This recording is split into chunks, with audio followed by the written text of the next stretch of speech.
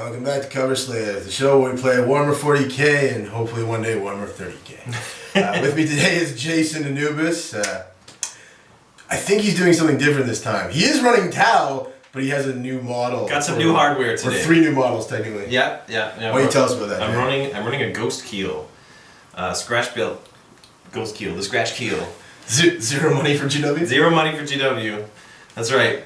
Take it. There's like this one tier. Single tier. Yeah. No, I don't need it. Well, I'll probably get one, but anyway. Yeah. Anyway, that's for a different day. So we're doing 2,000 points. This will shock you as well. I'm doing Space Marines.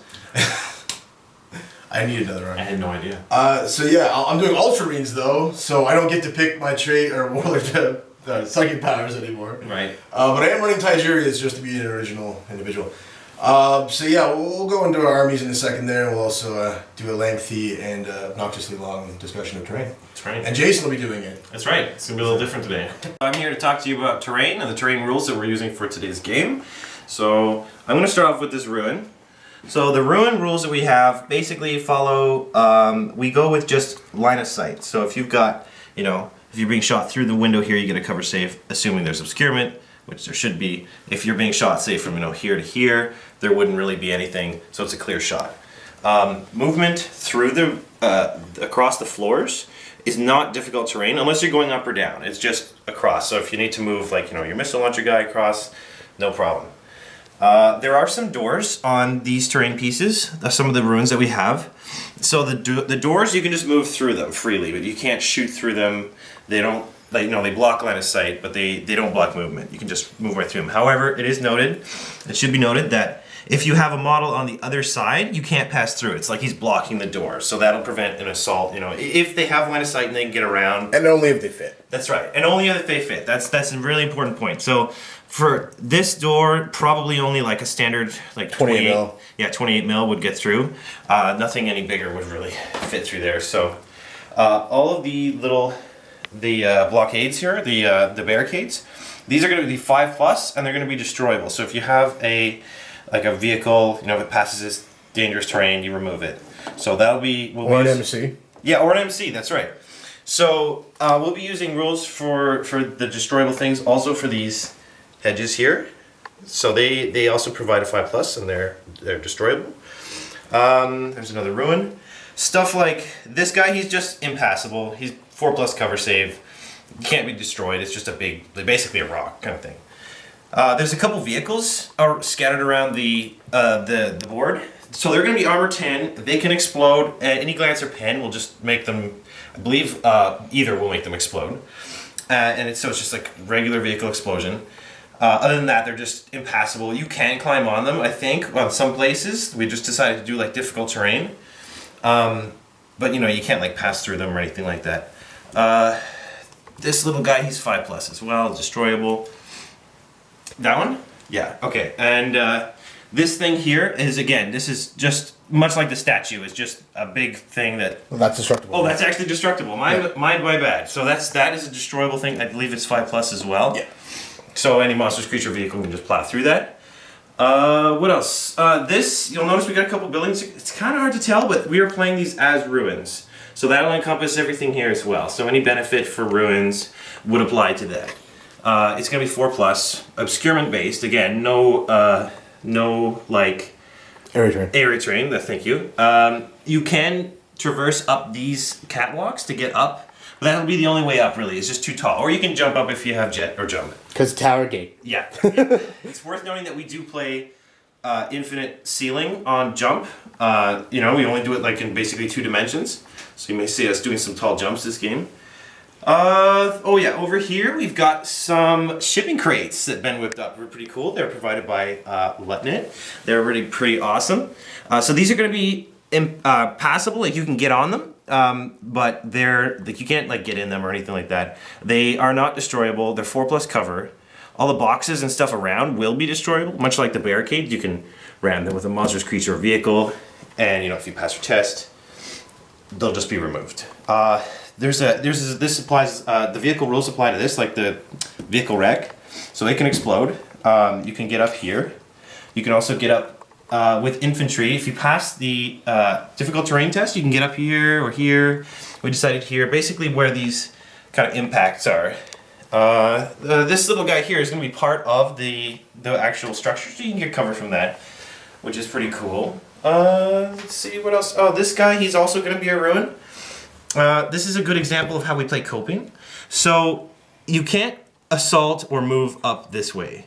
We have a gravity rule where you can jump off the other side, but you can't get back up. You can go up this way, so you can assault and move up to the ruin that way, up to these ladders, but you can't go past this coping. So anywhere else, I think this really, oh, there's here has that as well. So same rules will apply to that. There's a couple barrels scattered around, which will be destroyable as well, much like the crates. Some of them are glued down, so we won't be able to do that. I think the last thing to note would be that we have a couple structures that have sort of it's like half ruin, half barricade. So this will actually get it'll count as the ruin, but it can be removed and destroyed, much like the other objects on the field. There's another one over here in this structure. I think that's everything, so we'll get back to you with the armies. So this is my 2,000 point Tau Empire using the new codex. So I'm going to start with my HQ. So my warlord, whose warlord trait is Master of Ambush. Shocking. Da-da-da-da! Yeah, I know, right? We got Shadow Sun next to him. So the commander, I'll just go over what he's got. So he's got the big suit, he's got shield, he's got 2 fusion blasters, he's got the crazy chip that gives him all the special rules. He's got the Honor Gauntlet and Feel No Pain. That's basically. Oh, and he's got the little gets hot jammer thing. I'll have to remember that. And the kitchen sink. And the kitchen sink. Yeah, he's got it in there somewhere. All right, so moving to troops, there is a unit of 10 Kroot with 10 hounds here. There is 4 units of strike teams, which is what they're called now. There's 2 with carbines, 2 with rifles. There's 5 strong instead of 6, which is something new that they changed, which is kind of interesting. So you can min-max even more.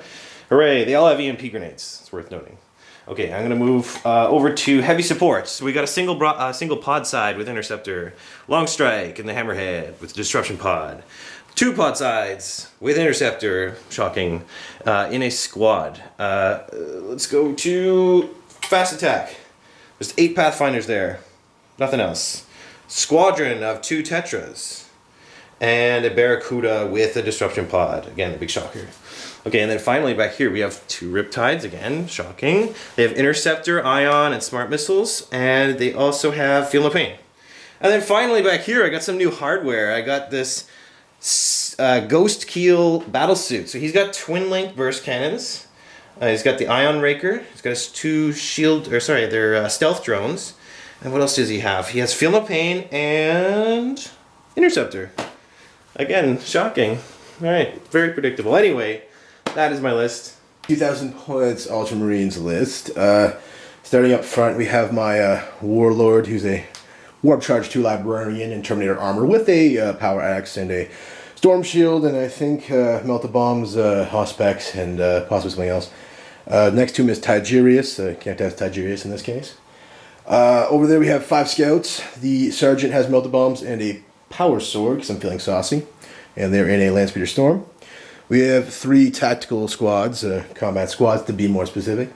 In Rhinos, each Rhino I actually paid for the Dozer Blades, because why the hell not? And there's a Grav Cannon in each unit. Moving on, we have a Thunderfire Cannon over here. We have a Land Speeder there with Typhoon Missiles and Multi-Milta. In the back corner, weighing in at 305 points, we have the new Leviathan Dreadnought, Count as in this case. He's got the crazy cannon and the big choppy arm thing that fucks up MCs. He's in a pod, because apparently they have that dedicated. Moving on, we have a Ironclad Dreadnought, just to add to the cynicism. He's got a Melty Gun and Heavy Flamer, and of course a Chain Fist in a pod. We have 3 Devastator Centurions with the Cynical Loadout, also in a pod.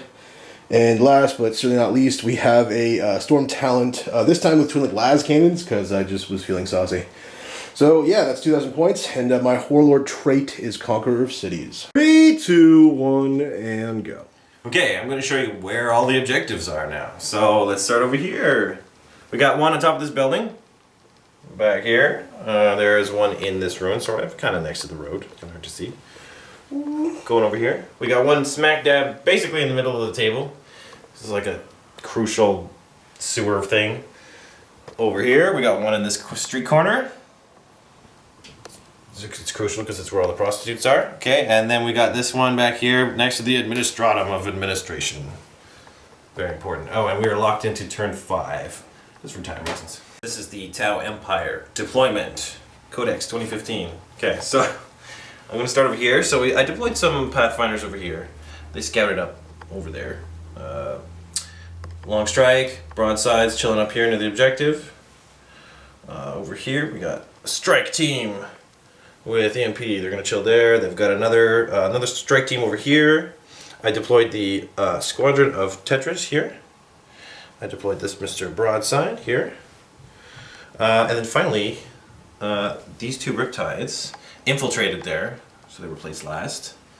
As well as this commander who infiltrated up kind of close. He got out of line of sight, so he managed to get within 12. And the Ghost Keel back here for support, who also infiltrated using the Warlord trait. I scouted the Pathfinders, like I said, and I scouted these guys, moved a couple inches. And now we're going to do my reserves. So this is the Tau Empire Codex 2015 reserve. So I've got a Barracuda here, who's in reserve because he's a flyer. We got 2 strike teams who are in reserve, just walking on. And then outflanking is a squad of Kroot with Shadowsun, and it's worth mentioning that we do have a rule called Fear the Flanks that we use, which allows you to assault from reserve, like the old days of 5th Ed. So it's the Space Marine deployment, starting back in this corner over here. We've got a Thunderfire near that objective, and the Tech Marines right there. Got 2 tac squads and the Rhinos there with the grav cannons. This guy had originally infiltrated up here to push back those Riptides. Ended up scouting back here. Got my Warlord just sitting in the hedges there, chilling. We have another tac squad and a Rhino here. We've got the land speeder trying to get some shots on that Ghost Keel. So yeah, and I guess we'll go on to my reserves. So in reserve, we have Leviathan Dread. Its pod has locator beacon. It'll be coming down turn 1. Ironclad Dread doesn't have a locator beacon. Be coming down turn 1. And normal reserve for these guys, so who knows when they're coming in. That's Tiggy and the boys in the pod. And last but not least, my Storm Talent, normal reserve. I'm trying to steal the initiative on Jay using my secret weapon. No one expects the Spanish Inquisition. Wah, wah, wah. Too bad. Too bad, so sad. Sad face. This is the end of Tau turn 1. Numero uno. Okay, so we're going to start over here. Pathfinders. They moved and ran sort of up to this building, trying to get into it. Not much more exciting going on there. Long Strike, who was up on the roof, fired upon this Rhino, but only inflicted a hull point and shook it. But that's okay, that's better than nothing. These broadsides here fired on this speeder, but he passed all his cover saves from the building. Riptide here, combined with this Riptide, and the marker lights from the Tetra, combined their firepower on the Thunderfire cannon and eliminated it. So that was pretty cool. Pretty happy with that. I'm sure Ben's not. Fuck you. The commander jumped across the street and attempted to fire at the speeder as well, forcing it to jink. But he passed his cover saves because he's pretty good with his cover saves right to this turn. That's pretty good. And then he moved over here in the assault phase. Fire Warriors sort of moving up, didn't really do much else. Broadside came out of cover, moved up, didn't do any shooting because he ran. Over here, these Fire Warriors moved and ran. The Ghost Keel fired at this speeder here, the Typhoon, causing it to jink, but did not inflict any damage because he passed all his jink saves again. So, you know, that's suppression. Anyways, that's pretty good. And then he jumped back, only rolled 3 inches. So that was it for Tau turn 1. So we'll see you at the end of Space Marine turn 1. So it is the end of Space Marines turn 1, aka Deathwatch. Starting over here. That Rhino moved around and such, and then did not fire. Both these Rhinos remained stationary and engaged with Jason's Riptide, causing 2 wounds. My Warlord back here is moving up here, and then he also at one point shot Shriek at that guy and caused him wounds. So that's good. Over here, these guys turbo busted all the way up there. My Leviathan Forge World Dreadnought came down from reserve and engaged with Jason's, what was it called? Tetris. Yeah, killing one. They intercepted their thing. What else? Moving down over here. back here. Speeder moved up to there. It's kind of just chilling, hiding, lurking. This came in from reserve, obviously, and that ironclad got out and ran that way towards Jason's ghost kill. And last, but certainly not least, back over here, my guy back there ran inside to hide to get near the objective.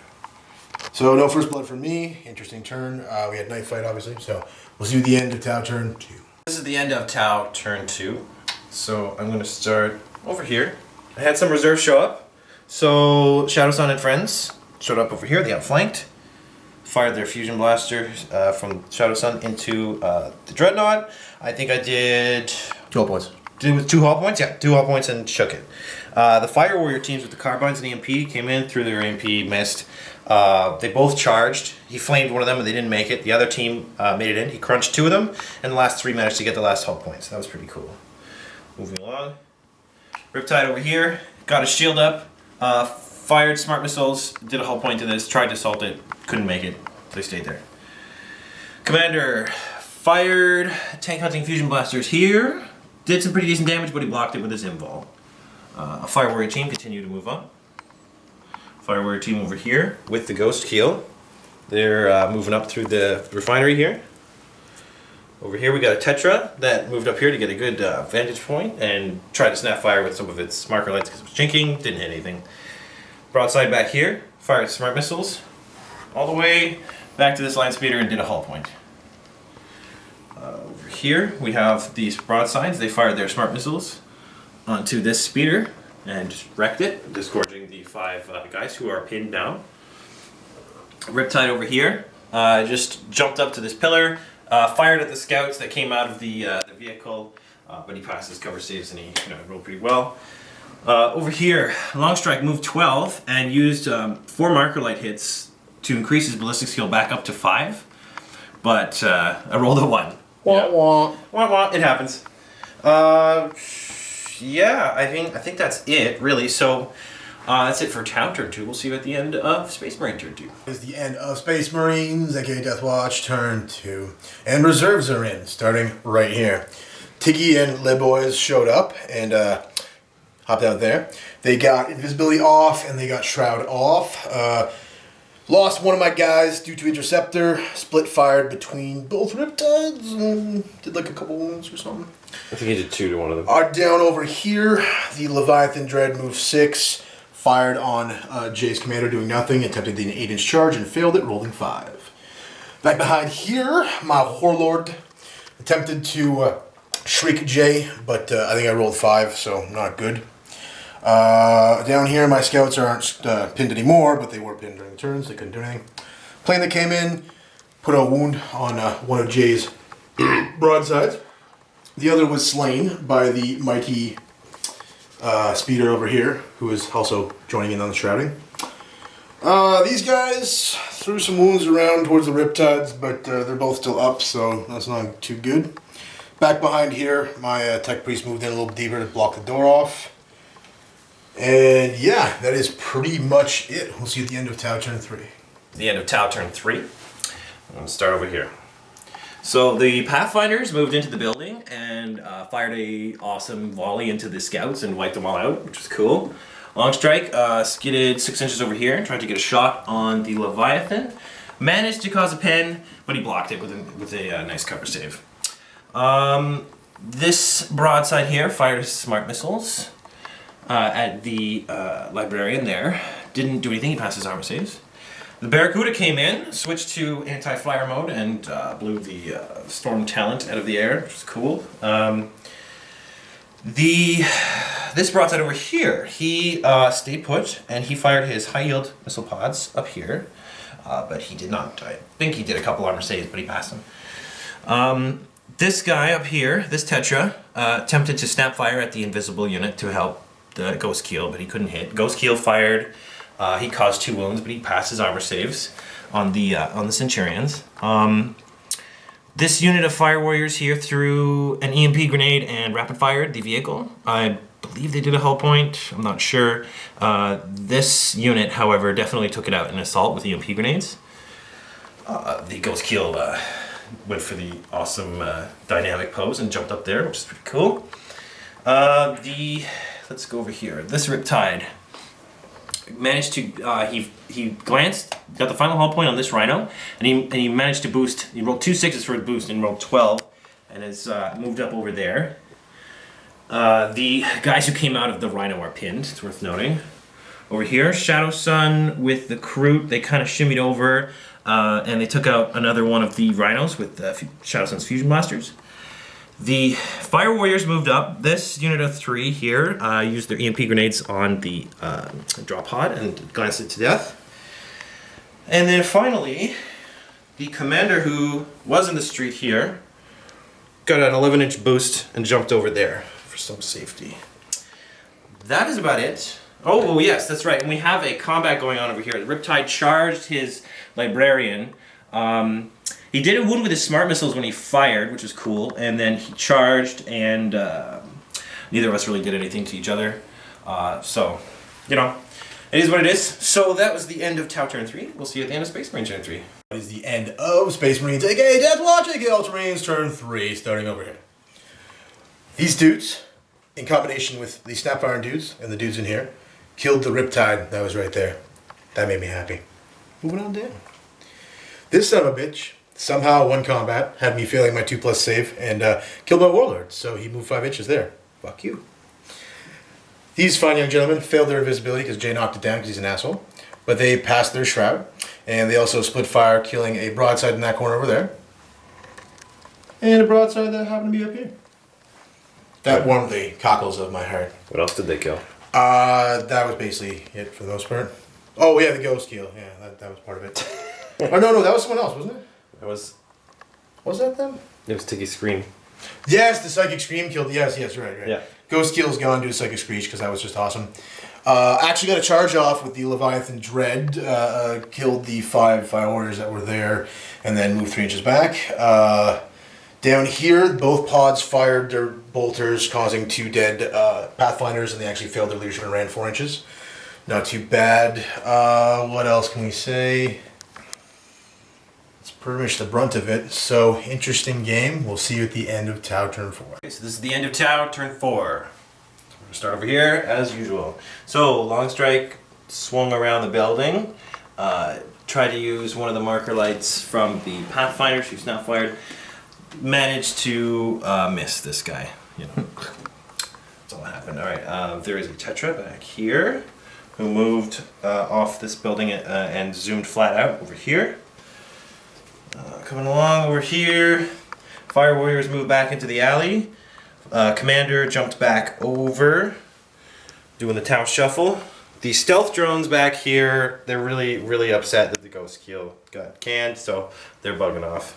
They're currently still falling back. Over here, Mr. Barracuda, he swung over down the street, and he fired into the squad that disgorged out of the Rhino, and I think he killed 3 out of the 5.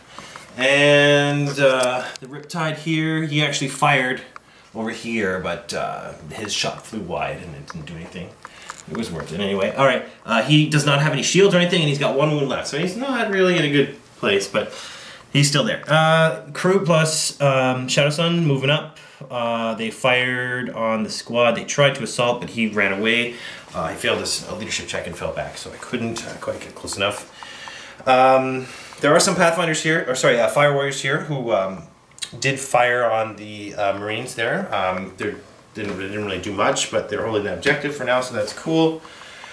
No assaults really to deal with or anything right now, so yeah, that's the end of Tau Turn 4. See you at the end of Space Marine Turn 4. The end of Space Marines, aka Death Watch, aka Ultramarines Turn 4. Let's start right down over here.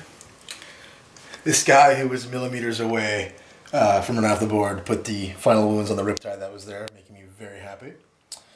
These collective grav cannons fired at multiple units of Fire Warriors, sending them fleeing.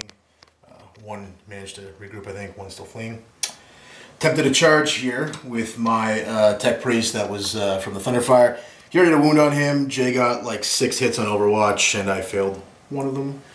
Thus, he is dead. Moving on down. The Rhino that was here boost up 12 and then another 6 to be over there near the objective. These guys got Invisibility Shroud, and he got his warp charge up in his weapon. That doesn't matter though. They shot here, causing 2 or 3 deaths, probably 2, but Jay did not run. My Dreadnought attempted to get up, it didn't roll high enough to actually get up, so he's just kind of chilling there. Both pods engaged with Jay's Pathfinders, causing 1 death, but he did not run because it wasn't enough. So yeah, interesting stuff. We'll see you at the end of Tau turn 5. We're at the end of Tau turn 5. Let's start over here. So, long strike, chilling back there, took another shot, fired at the Leviathan, no effect. I believe I hit, but he passed the save. Or maybe, I think he did a hull point. I can't even remember. It was him or the commander. The commander also fired? Yeah, it was the commander. Okay, so the commander was up here, fired from up on the catwalk. He did 1 hull point, which was pretty cool. Tetra back here, moved up to sort of secure that objective for now. What else we got? Fire warriors in here. Threw an EMP grenade and charged the Rhino, and they wrecked it. So that was cool. Probably the last thing they'll ever do. Stealth drones back here. Just they were grouped. Nothing's really special going on with them. Over here we have a great big assault going on between the tactical squad, one of the tactical squads, and the crew squad. Shadow Sun is disengaged from the squad and is chilling there. Back here, there's 2 fire warriors securing this objective. They're just chilling here and they're like having a smoke break. While this guy flees. He's fleeing down the street. He's had it. He doesn't like it. Nope, he's done. What else is there to say, really? I guess that's it. That's it for the Tau Codex 2015 army.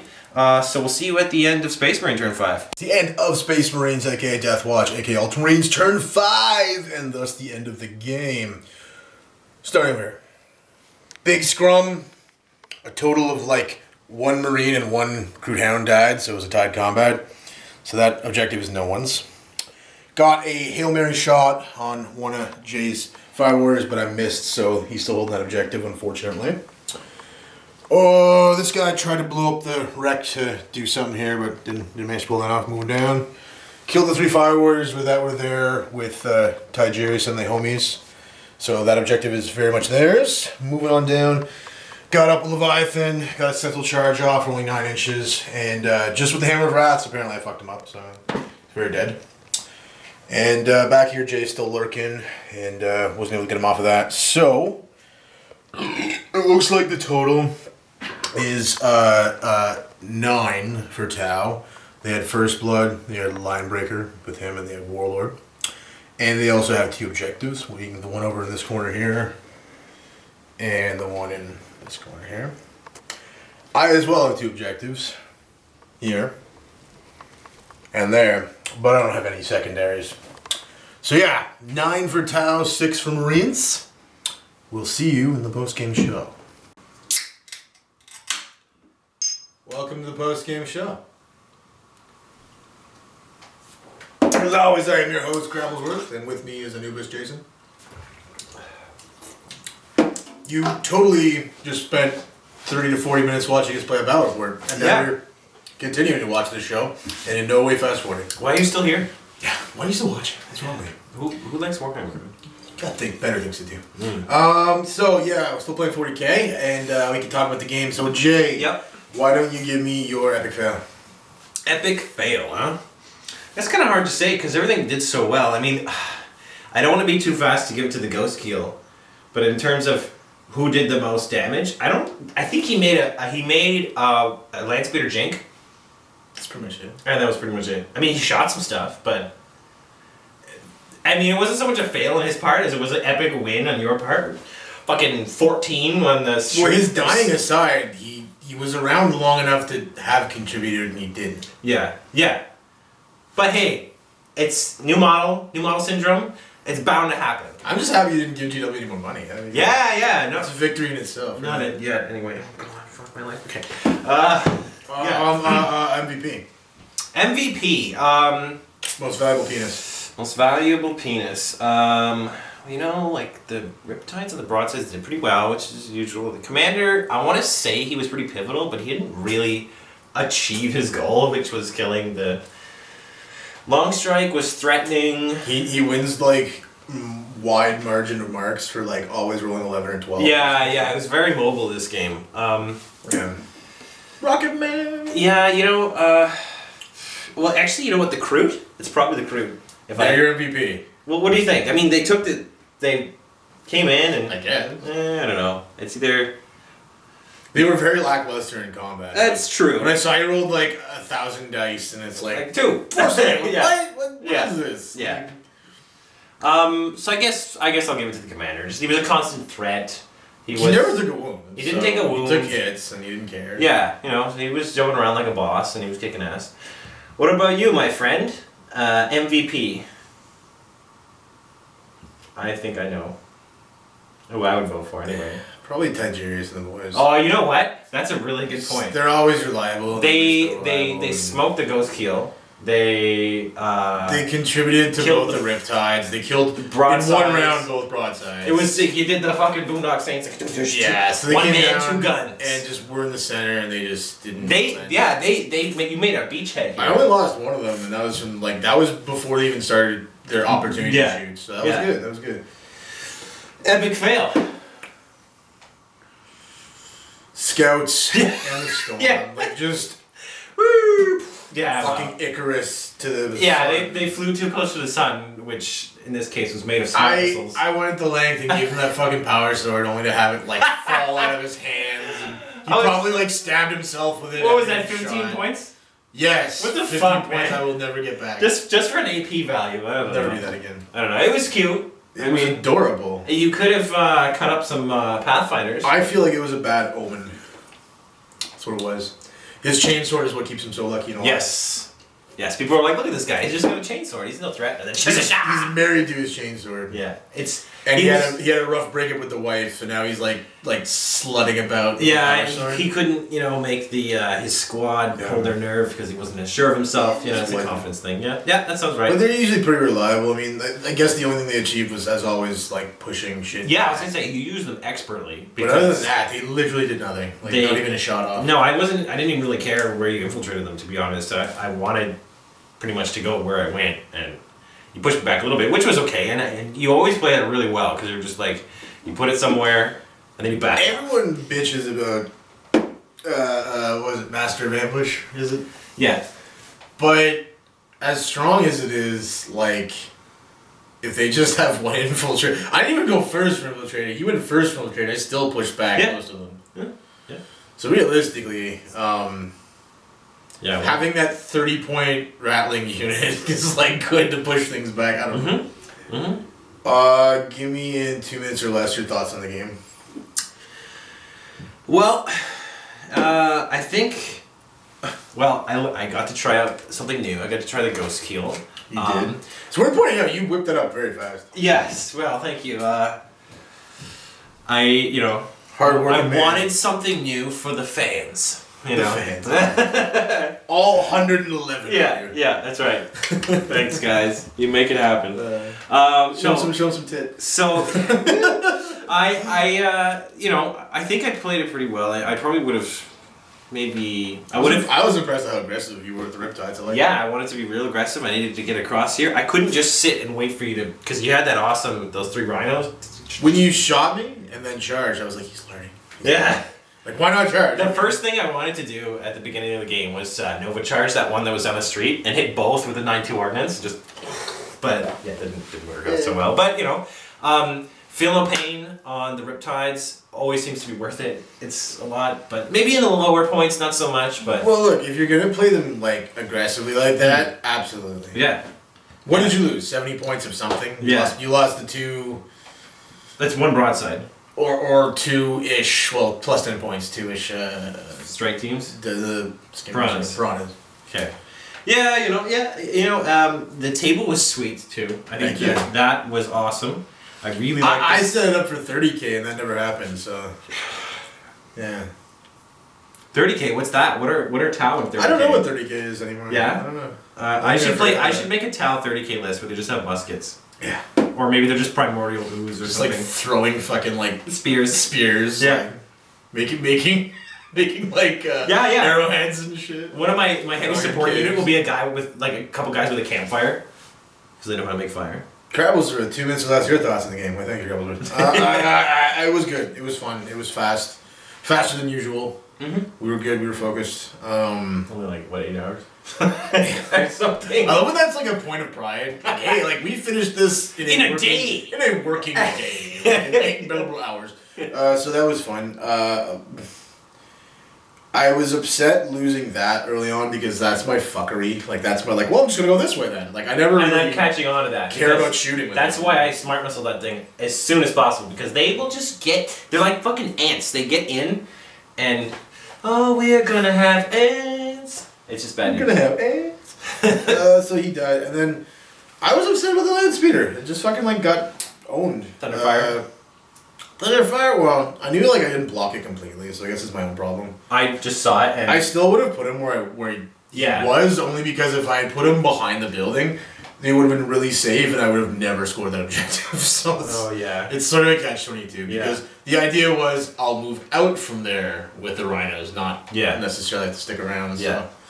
No, I was really afraid of that thing, and I was just like, man, I have all this exposed infantry. Like, I need to get that down fast. And I saw it, and I was like, I'm gonna go for it. Yeah. I did some numbers in my head, and I thought, I can do that. 6 shots and a railgun. I don't regret my deployment. No, I think you did okay. I guess I got overzealous with the ironclad. I always forget about the weak back armor. But hey, you could have also not ended up on that side or not come in that turn. He pushed the ghost keel back off that street. The ghost keel was walking down the street, and then he's just like, yo, this is my street. This is my street, bitch. And then the ghost keel had to pull off, and, I had to throw a bunch of fire warriors at him. I was actually surprised you chose that corner. That corner? Yeah, only because of all the 3 different corners, it was the only one that didn't have one roof to hide from the thunderfire. So that was interesting. Well, I guess I didn't. I guess I had. I thought you were gonna put me there, so at least I considered it, but I wouldn't have had the greatest thing is, point, I was thinking about it this way, but the thing is, there's not enough across the table firing. Like this way, I can shoot. There's this great big firing lane here. Yeah. There's a firing lane here, and I was interested in this as a firing position, which helped me early on, right? Because the elevation. That's what I thought. I was like, elevation, that'll be good, And it was nice you could fit him up there too. No, it was a good game. Pretty close. Neither of us got first blood in our first turns. That was refreshing. Yeah. It was definitely new. Yeah, there was a little back and forth there for a while, which was cool. Little disappointed with the grav cannons, but that was mostly just you making ridiculous saves. So can't blame. Yeah, today was the day of ridiculous saves. I rolled like 9 3+ saves in a row. And it's just fuck off, fuck shit, balls, cock. I rolled I don't know, 8 5-ups in a row or something, and then this guy and his. I don't even know how many that thing passed. I definitely missed the Ultramarine traits when I was running Red Scorpions because it's nice at least to guarantee the powers I want. The fact that there's no buffing for the army. Yeah. But man, just having the traits the first 3 turns is very strong, I would argue. But any of those things that allow you to use them twice or just use them whatever many times. Broken as fuck. Yeah. If I could just do tactical for the first 2 turns of the game, Jesus, I could just hyper aggressively and go for the throat every time. So yeah, glad that we don't play the formations or just peed yourself. It's just a little. It's just a wee bit of vodka. Yeah. Final thoughts would be good game, close. Lessons learned. Liking the Leviathan, not loving it, but. It's the price that you're not loving? It's pretty considerable. It's the constant annoyance of being reticent to shoot anything for fear of ruining your charge. For example, if I was stupid enough to shoot you... You wouldn't have got the objective. Right, because if I kill you, I can't charge you. So it's fuck! Yeah. I have to not shoot you just to... That's annoying. It's the age-old, it's an age-old 40k problem. In general. Well, yeah, but that's what I hate with you, because you could shoot me and then just scoot up afterwards, so that's annoying. But yeah, I don't know. He's not really worth 305 points, but he is particularly against Tau very strong. When you're just hoping for 6s with all those shots, I'm just I'm just doing this. I feel like Wario, so I don't know. 30 seconds. Final thoughts on the game. 30 seconds. Final thoughts on the game. It was well fought. Both sides. We had some good luck. The table was sweet. Tactics were sound. I think we might have played 1 or 2 units maybe in the wrong place, but aside from that, I think I gotta practice with the ghost key a little more and just learn to use it a little differently. But Oh, this was game. yeah. Moving on. So I guess we'll move on to the usual shit talking of 40K. Yes, this is the best part. That's the positivity. Oh, it kills the pain. I'm just gonna make sure we're still recording because you don't want to cut off during the middle of shit talking. Okay. Boop.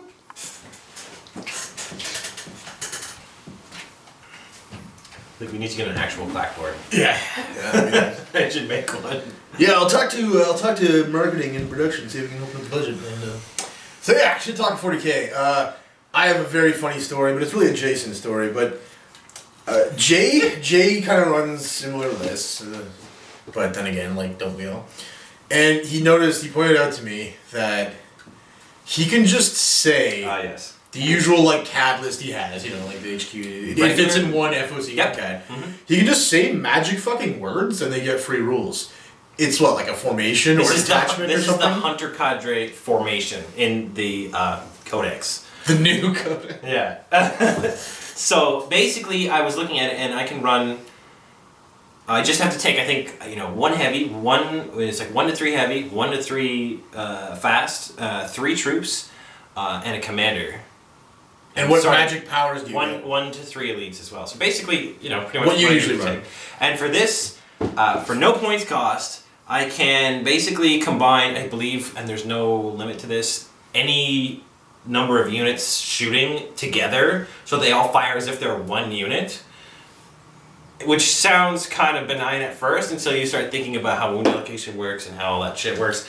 And USRs and you can use marker lights for this entire thing. So I can have one marker light basically affect my entire army, and I've done like literally nothing to achieve this. I haven't paid points. I'm not running a special thing. It's just. I think that's what I find stupid is let's just say all of a sudden we decide to play with formations and attachments. You don't even change anything. You're literally just like you like scratch off like Jason's whatever 1500 point tau list, and now it's like Jason's 1500 point Hunter Cadre tau list. Yeah. Literally not one component of the list has been altered or changed, and you just have extra free rules. Yeah.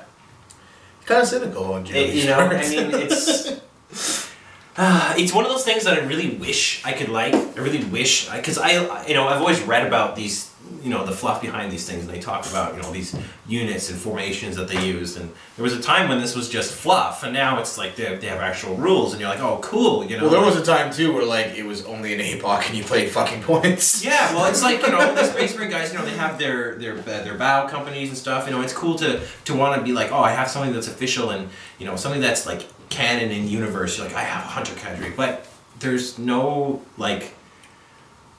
thought put into it. I don't have to well, maybe, and it's like there's no downside, and it's just, I don't know, it just doesn't seem right. I think the new guy in 40K is always gonna have that problem of he hasn't dropped like $1,500 yet and owns like 3 of everything in his codex, so they'll invariably lose games until they have enough to make a good list. But what it does is take the asshole in every group who's got 17 fucking rhinos or drop pods or razor packs or whatever, right? Yeah. And just pulls them out to the forefront. It's like, okay, so now I have 2, 3, 4, 5, oh, not 5, whatever, 2, 3, 400 points of free stuff in my list. The Gladius strike. Yeah. formation. And the funny thing about that is everyone goes, well, it's fluffy. I'm like, no, it isn't. Why is it any more fluffy than anything? Okay, so you have a boring list with a bunch of 5-man combat squads. Why is that more fluffy again? Yeah. I don't know. Yeah, I mean, you can just make these lists now where they don't really kill anything. They're just never going to die. Yeah. I don't know why that's fun to play against.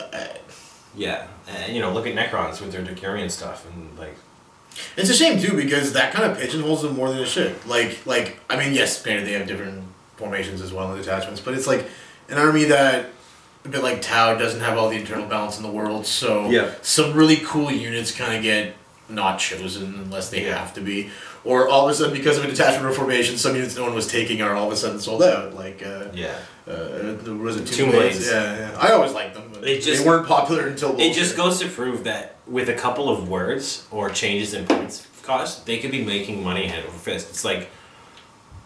There are, I know I say this a lot, but there are whole units in certain books, even the Tau Codex. They redid the Codex, and they could have just been oh, backspace. Oh, this is now this points. Then you could sell Vespid. Then you could sell like all these other sniper drones. They don't no care. one uses them. They don't care. They don't care. They don't care. You know, what about Chaos? You know, they could just. There was one update they did forever ago where they're like, oh, the Hellbrute is now 5 points less. It's like, well, wait a minute. Wait a minute, you've just set a precedent because why can't you just say, well, here are the new points cost for things chosen at this many points? You know, Terminators get this, da-da-da-da-da. I don't know, whatever. I'm at the point now It's so where, easy to make money. I mean, I could bitch forever about all the APOC stuff that's been forced into the game from 7.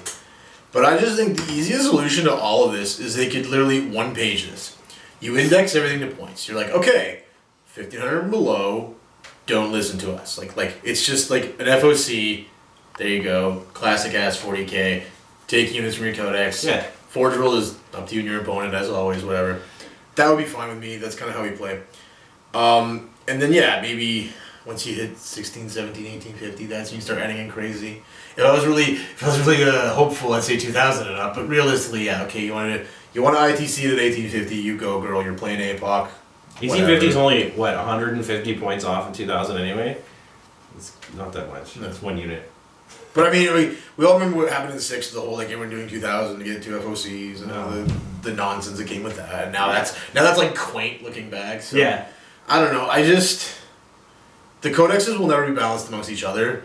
It would just be a really nice thought to think you couldn't just have your cake and eat it too all the fucking time. Yeah. Because look what happens too with stuff like knights and allying and all the nonsense. Like you just get this really big weight to the game where no one actually plays the factions they have. Like No. they're just using the cynical of the cynical for everything. I went into a Games Workshop a couple months ago, and I asked a fellow I never met. I was just, chatting with a new guy. a young fellow. Yeah, and I said, hey, what faction do you play, And he says, well, and then he starts listing off units that he has from different armies. I have broadsides, I have raiders, I have orcs, I have space marines, and I'm like, you're not really answering my question. You're just, this is just stuff.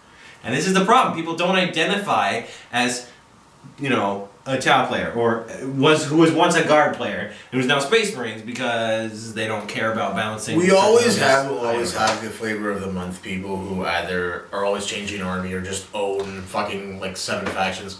Yeah, but there's like just for everyone like that. There's always been the people in the community who it's like Kane. He's the Eldar. Yeah, he plays Eldar. Yeah. He's always played Eldar. He always will play Eldar. I would hope.